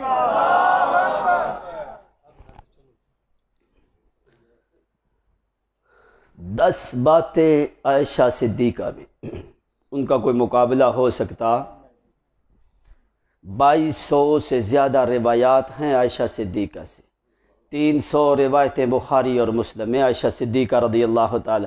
ایسے امام حاکم مستدرک حاکم نے ایسے نہیں فرمایا، فرمایا اللہ کی قسم شریعت کا چوتھائی حصہ جو احکام ہیں وہ اکیلی عائشہ صدیقہ سے ہمیں ملے ہیں۔ صحابہ ابو موسیٰ الاشعری وہ فرماتے ہیں جب کوئی بڑا سخت مسئلہ ہوتا، کوئی مشکل مسائل ہوتے، جب حل نہ ہوتا تو لوگ کہتے اذهبوا الى زوجة رسول اللہ و امنا عائشہ، جاؤ عائشہ صدیقہ کے پاس۔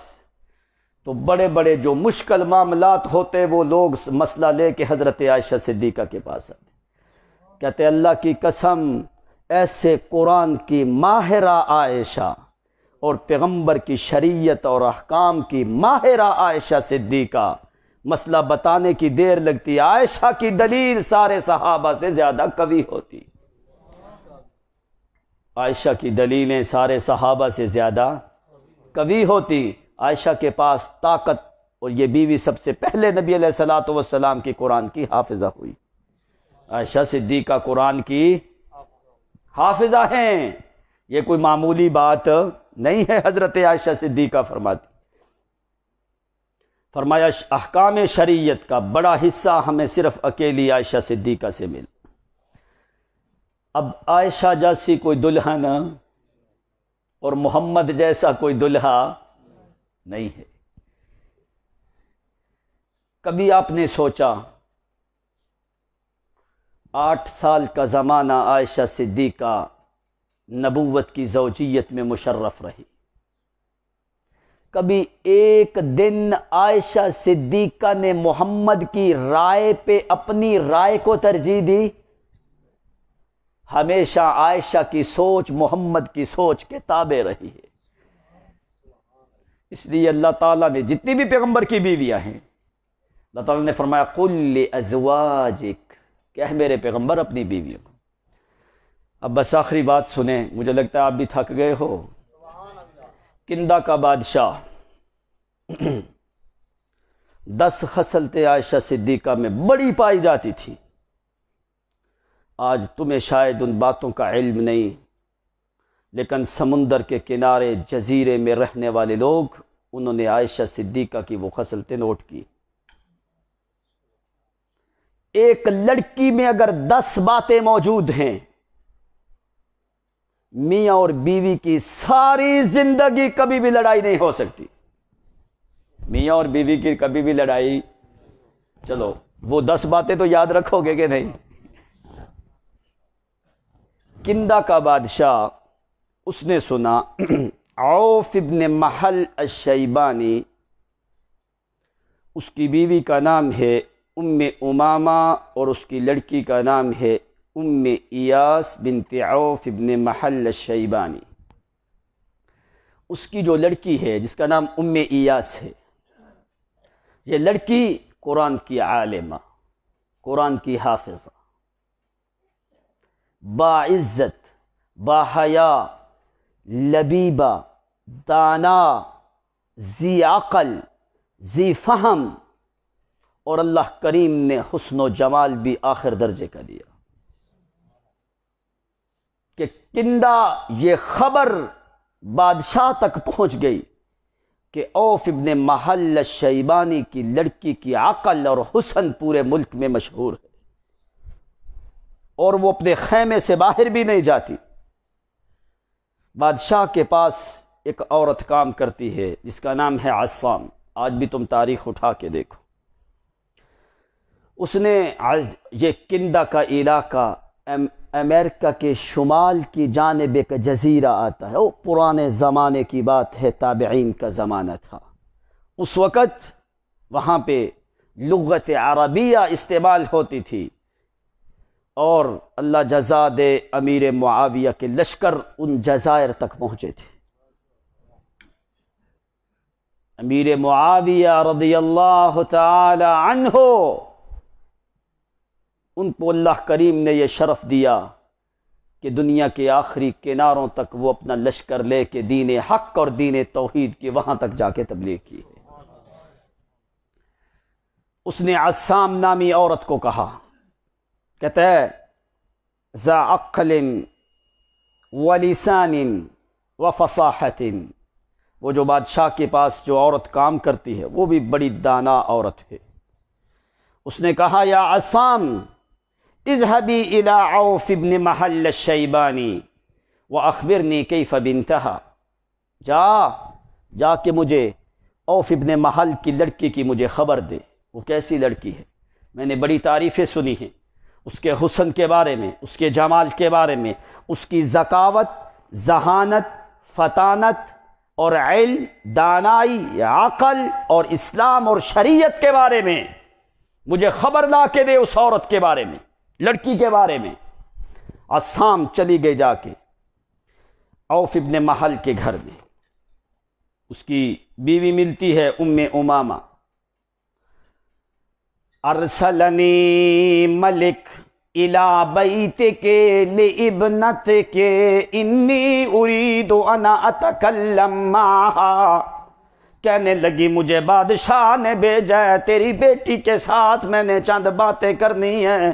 بادشاہ کا ارادہ شاید نکاح کرنے کا ہے، شادی کرنے کا ارادہ ہے، اس نے مجھے بھیجا ہے جا عوف ابن محل شیبانی، جو اس کی لڑکی بڑی دانا ہے، بڑی ذی فہم، ذی عقل، زیرک اور عقل مند، لبیبہ، فطانت اور ذکاوت والی لڑکی ہے، جا اس کے بارے میں لا کے مجھے خبر دے۔ کہنے لگی اس کی ماں ام امامہ کہنے لگی اذهبی الی خیمتها، یہ سامنے اس کا خیمہ ہے، جا اس کے ساتھ بات کر، وہ اپنے خیمے میں موجود ہے۔ اس عورت کو بھیج کے اس کی ماں نے لڑکی کو آواز دی ہے یا بنیتی تتکلمی معها بالاخلاق والعادت الکریمہ، او میری بنت، او میری بیٹی، جس طرح تو اپنے اخلاق اور عزت اور اکرام سے باتیں کرتی ہے، اسی طرح اس عورت کے ساتھ اپنی اصلی کیفیت اور حالت میں تو نے باتیں کرنی ہے، کوئی اس سے کوئی عیب شیب چھپانے کی ضرورت، وہ باتیں کر کے ساری اس کو دیکھ بھال کر کے اس کے ساتھ باتیں کر کے اس کے ساتھ کو دانائی اور عقل اور فطانت کی باتیں کر کے اس سے کوئی شریعت کے مسئلے پوچھ کے ساری باتیں شاتیں کر کے جس وقت وہ عصام نامی عورت واپس جاتی ہے بادشاہ کے پاس، بادشاہ کہنے لگا حل وجدت شیئا، کیا تو نے کچھ پایا کہ کوئی نہیں؟ کہنے لگی ابدل مخضو من الزبد، جس کا مطلب کیا ہے؟ کہتی ہے دودھ اور لسی کو ہلا کے میں مکھن نکال کے لائی ہوں۔ وہ جب کوئی نتیجہ نکل جاتا ہے نا تو عرب یہ محاورہ بولتے تھے کہ مکھن نکل آیا ہے۔ کہتی ہے ابدل مخضو من الزبد، او لسی دودھ کو ہلا کے میں مکھن نکال کے لائی ہوں، مانا کیا ہے کہ میں ویسے واپس نہیں آئی، میں کوئی نتیجہ نکال کے لائی ہوں۔ کہنے لگا ہاں ما رأیت شیئا منہا، کیا چیزیں تو نے دیکھی؟ وقد وصفت من شعرها الى رجلها، اس عورت نے وہاں پہ کھڑے ہو کے اس کے سر سے لے کے پاؤں تک ساری صفتیں ذکر کی۔ وہ صفتیں میں ابھی بیان نہیں کرنا ورنہ رات گزر جائے گی، اصل مقصودی بات جو ہے وہ سمجھنا۔ ساری صفتیں اس نے ذکر کی کہ اس کا جمال اور کمال کیسا ہے۔ اللہ کی قسم، اتنی وہ جو ریشم کا کیڑا ہے جس وقت ریشم نکلتی ہے اتنی وہ باریک اور ملائم ریشم نہیں ہوتی جتنے اس کے سر کے بال ملائم ہیں، اور اس کے حواجب ایسے ہیں جیسے کسی نے پاس بیٹھ کے سلائیاں سرمے کی لاگے بنائی۔ اس نے بڑا لمبا نقشہ کھینچا، بڑی تعریفیں کی۔ بادشاہ کہنے لگا اذهبی مرتن ثانیہ وتطلبی من ابی حالی، جلدی کر واپس جا اس کے باپ اوف ابن محل شیبانی سے اس کی لڑکی کا رشتہ طلب کر۔ اس نے کہا تو جا کے رشتہ طلب کر اس کے باپ سے۔ اب مجھے بتا وہ کیا کہتا ہے۔ وہ اسام نامی عورت واپس آتی ہے، آ کے کہنے لگی کہ بادشاہ تجھ سے رشتہ طلب کرتا ہے۔ اس نے کہا ٹھیک ہے، کندہ کا بادشاہ ہے، بادشاہ بڑا نیک دل، رحم دل، با شریعت، با ذوق، با رحم، با علم، با عمل بندہ ہے، میرے لیے بھی یہ سعادت ہے۔ ٹھیک ہے، میں اس کو اپنا رشتہ دیتا ہوں، بادشاہ کو بھیجو۔ بادشاہ جس وقت آتا ہے اس کے گھر میں نکاح ہوتا ہے۔ نکاح کر کے جس وقت وہ بادشاہ کی سواری کے اوپر سوار ہونے لگی، اس کی ماں کہنے لگی مہلن یا بنیتی، او میری بیٹی رک جا ذرا، میری چند باتیں سن کے جانا۔ کہنے لگی المعونۃ للغافلہ المتذکرۃ للعاقلہ، میری بچی، میری جو باتیں ہیں یہ عقل مند لوگوں کو صرف میں یاد کرواتی ہوں، جو غافل لوگ ہوتے ہیں ان کے لیے یہ مددگار ثابت ہوتی ہیں۔ تجھے نصیحتیں کرنے کی ضرورت تو کوئی نہیں، تو خود دانا ہے، لیکن میری بیٹی میں تمہیں یاد کروانے لگی ہوں، میری 10 باتوں کا خیال رکھنا۔ مجھے اللہ کریم کی قسم ہے اگر ان 10 باتوں پہ عمل کرتی رہی تو زندگی بھر تیرا خامن تیرے اوپر ناراض ہو سکتا۔ اب ان 10 باتوں کو ذرا خیال سے سننا تاکہ تو اپنی بیٹی بہن کو ان 10 باتوں کی نصیحت کر۔ الاولا والثانیہ، مختصر کرنے لگا، الاولا والثانیہ کہنے لگی پہلی اور دوسری نصیحت کیا ہے؟ المعاشرۃ لہ بالسمع والطاعہ والرضا بالقناعہ۔ بڑی عربی کی فصاحت والی بولنے والی عربی ہے، مسجع مکفہ ہم وزن کلمات بولتی ہے۔ المعاشرۃ لہ بالسمع والطاعہ والرضا لہ بالقناعہ، میری بیٹی پہلی اور دوسری نصیحت کیا ہے؟ المعاشرۃ لہ بالسمع والطاعہ، کبھی اپنے خامند کے ساتھ رہتے ہوئے اس کی کسی بات کا انکار نہ کرنا۔ بالسمع والطاعہ والرضا لہ بالقناعہ، اس کی بات کا انکار نہ کرنا۔ دوسری نصیحت کیا ہے؟ اگر کوئی کبھی وہ تمہیں کھانا دے یا نہ دے، ہمیشہ اپنے خامند پہ راضی رہنا، ہمیشہ راضی رہنا، قناعت کے اوپر راضی رہنا، قناعت کرنا، تھوڑے پہ صبر کرنا۔ تھوڑے پہ کیا کرنا؟ یہ بڑی علامات ہیں تقوی کی۔ علی بن ابی طالب سے پوچھ، حضرت علی نے 4 علامتیں ذکر کی، ان میں سے ایک علامت یہ کہ ذکر کی۔ پوچھا گیا مت تقوی یا علی، علی تقوی کیا ہے؟ حضرت علی نے فرمایا الخوف من الجلیل والعمل بالتنزیل والرضا بالقلیل والاستعداد لیوم الرحیل۔ یہ 4 نشانیاں بتائیں، ان میں سے تیسری علامت کیا؟ والرضا بالقلیل، تھوڑے پہ راضی رہنا۔ یہی نصیحت اس عورت نے کی ہے، کہتی ہے المعاشرۃ لہ بالسمع والطاعہ والرضا لہ بالقناعہ، میری بیٹی اپنے خامند کی اطاعت کر کے رہنا، اس کی نافرمانی نہ کرنا زندگی میں۔ دوسری نصیحت کیا ہے؟ اگر وہ کوئی کھانا دانا لیٹ لے کے آئے، کوئی روکھا سوکھا دے تمہیں، تو اس کے اوپر راضی رہنا، قناعت کرنا۔ کہتی ہے الثالثۃ والرابعہ، میری تیسری اور چوتھی نصیحت کیا ہے؟ التعہد موقع عینیہ و موضع انفہ، میری بیٹی تیسری چوتھی نصیحت میری کیا ہے؟ اپنی خامند کی آنکھوں کا خیال رکھنا، اپنے خامند کے ناک کا خیال رکھنا۔ کیا مطلب؟ کہنے لگی الموقع بین بعینیہ و موضع انفہ،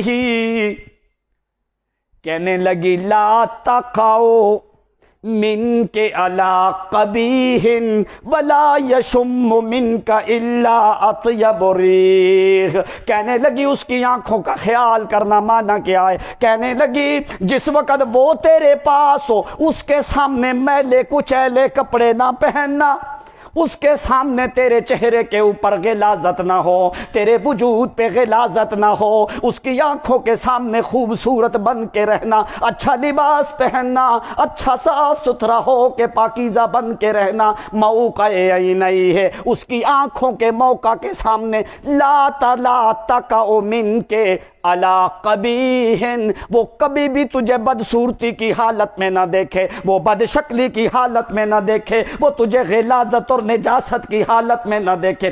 ولا یشم منک الا اطیب ریح، اور اس کے ناک کا خیال کرنا، جب بھی وہ تو اس کے پاس بیٹھے اچھی خوشبو لگا کے بیٹھنا، وہ تیرے سے بدبو نہیں سونگے۔ یہ بڑی دو چیزیں ہیں، اس کی آنکھوں کا خیال کرنا، اس کی آنکھوں میں تجھ سے بڑھ کے جمیل نہ ہو، تیرے وجود کی خوشبو سے تجھ سے بڑھ کے کوئی اور خوشبو نہ ہو۔ الخامسۃ والسادسہ، کہنے لگی میری چھٹی اور ساتویں، میری پانچویں اور چھٹی تجھے نصیحت کیا ہے؟ التفقد لوقت طعامہ والہدوء عند منامہ، التفقد لوقت طعامہ والہدوء عند منامہ، کہنے لگی اس کے کھانے کے وقت کو تو نے تلاش کرنا ہے۔ یہ نہ دیکھنا بھی صبح کا ٹائم نہیں ہوا پہلے ہی کھانا مانگنا شروع کر دیا، لوگ جیسے عورتیں کہتی تجھے زیادہ بھوک لگ گئی ہے۔ التفقد لوقت طعامہ والہدوء عند منامہ، کہنے لگی اپنے خامد کے کھانے کے وقت کو تو نے تلاش کرنا ہے، جس ٹائم پہ اسے بھوک لگے جلدی اس کو کھانا دے۔ دوسری کیا ہے؟ والہدوء عند منامہ، اس کے سونے کے ٹائم پہ خاموش ہو جانا، شور شرابہ کرنا، اس کے کھانے کے وقت کا خیال کرنا، اس کے سونے کے وقت کا خیال کرنا۔ کیوں؟ کہنے لگی فَإِنَّ تَنْغِيسَ النَّوْمِ مَغْزَبَةٌ وَحَرَارَةُ الْجُوعِ مَلْحَبَةٌ، او میری بیٹی، اس لیے اگر بندے کو بھوک ہو تو غصہ زیادہ آتا ہے۔ کبھی تجربہ کیا آپ نے کہ نہیں؟ فَإِنَّ تَنْغِيسَ النَّوْمِ مَغْزَبَةٌ وَحَرَارَةُ الْجُوعِ مَلْحَبَةٌ، کہتا اگر بندہ سویا نہ ہو تو چھوٹی چھوٹی باتوں پہ اس کے بڑا غصہ آتا ہے۔ بندے کی نیند نہ پوری ہوئی ہو، تھکاوٹ ہوئی ہو بندے کو، تو اس کو پھر کسی کی بات برداشت ہوتی؟ کہتی ہے جس وقت بندے کی نیند خراب ہو جائے، اس کی نیند پوری نہ ہو، تو وہ اس کے لیے غصے کا باعث ہوتا ہے۔ وَحَرَارَةُ الْجُوعِ مَلْحَبَةٌ، جس وقت اس کا معدہ خالی ہو اس وقت اس کا غصہ زیادہ ہونے لگتا ہے۔ اس لیے میری بیٹی التفقد لوقت طعامہ والہدوء عند منامہ، اس کے کھانے کے وقت کا خیال کرنا، اس کے سونے کے وقت کا خیال کرنا۔ جب اس کو نیند آئے تیری زبان سے کلمے نہ نکلیں، خاموش ہو جا، اس کی نیند میں خلل ڈالنے کی اجازت۔ السابعۃ والثامنہ، میری ساتویں اور آٹھویں نصیحت کیا ہے؟ التدبیر لمالہ، التدبیر لمالہ والارعاء ولا حشمہ وعیالہ، کہنے لگا میری ساتویں آٹھویں نصیحت میری بچی یہ ہے کہ اس کے مال کو بڑا سوچ سمجھ کے خرچ کرنا، اس کے مال میں بڑی تدبیر کر کے خرچ کرنا، ہوا کی طرح خامند کا مال نہ اڑا دینا، حرام کی طرح خامند کا مال نہ اڑانا، ادھر ادھر خامند کے مال کو ضائع نہ کرنا۔ التدبیر لمالہ، اس کے مال میں تدبیر کرنا، والاراء علی حشمہ وعیالہ، اس کے ناموس اور اس کے رشتہ داروں کی اس طریقے سے حفاظت کرنا جس طرح ایک بکریوں کا چرواہا اپنے بکریوں کی حفاظت کرتا ہے، اسی طرح اس کے ناموس اور اہل و عیال کی حفاظت کرنا۔ اگر تیرے خامند کا باپ آئے، بھائی آئے، رشتہ دار آئے، قریبی آئے، اس کو اپنے سر آنکھوں کے سامنے رکھنا، اپنے خامند کی عزت اور ناموس کا خیال کرنا۔ جو تیرے خامند کے قریبی رشتہ دار ہیں ان کا حیا اپنوں سے زیادہ کرنا۔ التدبیر لمالہ والاراء علی حشمہ وعیالہ، اپنے خامد کی عزت اور ناموس کا بھی خیال کرنا، اس کے رشتہ داروں اور اہل و عیال کا بھی خیال کرنا، جو خامد کی بہنیں ہیں ان کا بھی خیال کرنا، خامد کے بھائیوں کا بھی خیال کرنا، اس کے رشتہ داروں کا، ماں باپ کا، کنبے قبیلے کا۔ اگر ایسا ہو تو لڑائیاں ہوتی۔ اب یہ ذرا یاد کر لینا نصیحتیں۔ التاسعۃ والعاشرہ، کہنے لگی میری نامی اور 10ویں نصیحت میری بیٹی سن، فَأَلَّا تُفْشِي لَهُ سِرًّا وَلَا تَعْصِي لَهُ أَمْرًا إِنْ أَفْشَيْتِ سِرَّهُ فَلَا تَأْمَنِي غَدْرَهُ وَإِنْ عَصَيْتِ أَمْرَهُ أَوْغَرْتِ صَدْرَهُ۔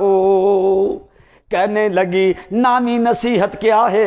فَأَلَّا تُفْشِي لَهُ سِرًّا، اپنے خامند کے کبھی راز کو فاش نہ کرنا۔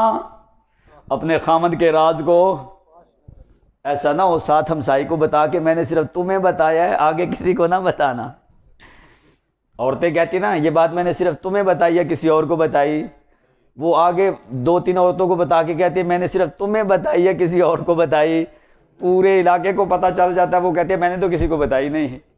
فَأَلَّا تُفْشِي لَهُ سِرًّا، اپنے خامد کے راز کو کبھی فاش نہ کرنا، وَلَا تَعْصِي لَهُ أَمْرًا، اس کے حکم کی کبھی نافرمانی نہ کرنا۔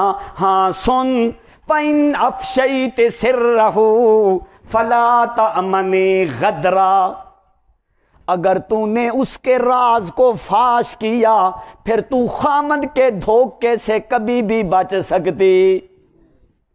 وَإِنْ عَصَيْتِ أَمْرَهُ أَوْغَرْتِ صَدْرَهُ، اگر تو نے اس کے حکم کی نافرمانی کی، تو نے اس کے سینے کو ابال کے رکھ دیا۔ اس کو اتنا غصہ کبھی نہیں آتا، اس وقت اس کو غصہ آتا ہے، اس کا دل اور سینہ ابلنے لگتا ہے جس وقت وہ تمہیں کوئی حکم کرے، تو آگے بیٹھی رہے، نافرمانی کرے، یا سنی انسنی کر دے، یا کان سے سنے دوسرے سے نکال دے، خامد کی بات کی پرواہ نہ کرے۔ وَإِنْ عَصَيْتِ أَمْرَهُ أَوْغَرْتِ صَدْرَهُ، اگر تو نے اس کے حکم کی نافرمانی کی، تو نے اس کا سینہ جلا کے رکھ دیا، ابال کے رکھ دیا اس کا سینہ۔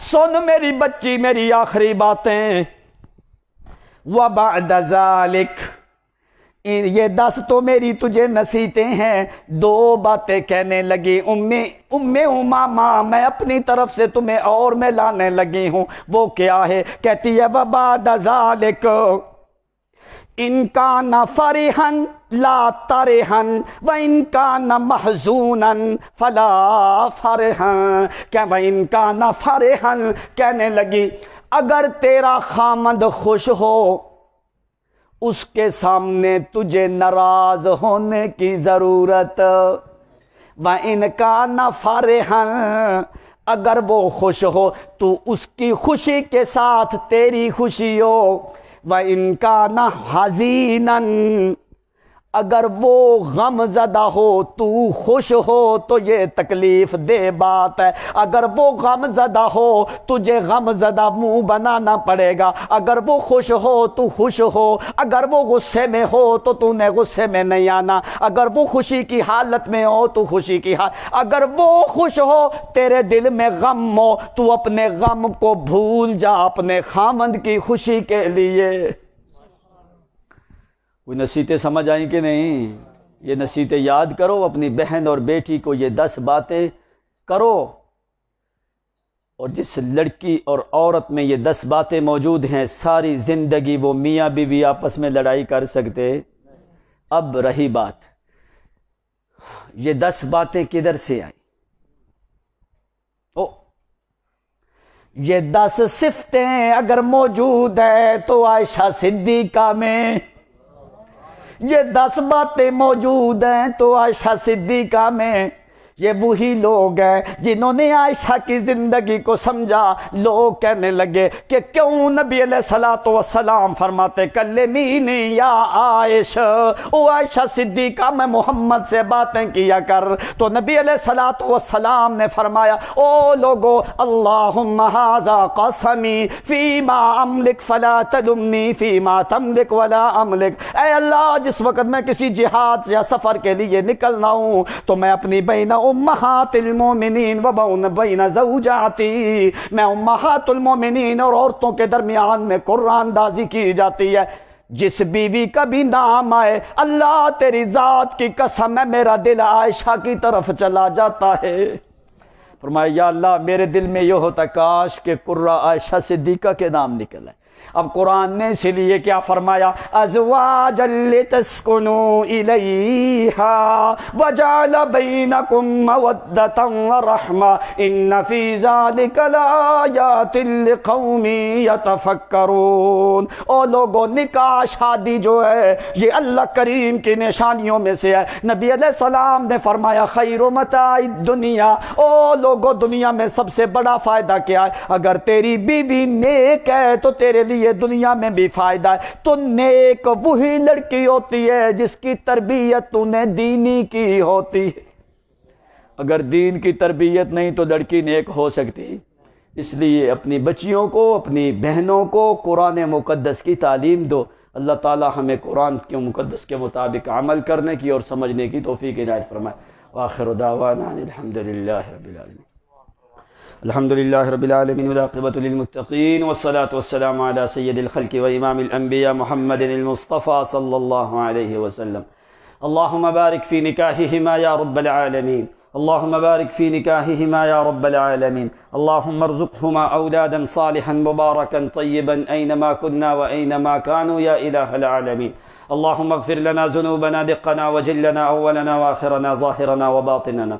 اللهم لا تدع لنا ذنبا إلا غفرته ولا هما إلا فرجته ولا مريضا إلا شفيته ولا غائبا إلا حضرته ولا سائلا إلا أعطيته ولا فقيرا إلا غنيته ولا محروما من ذريته إلا وهبته.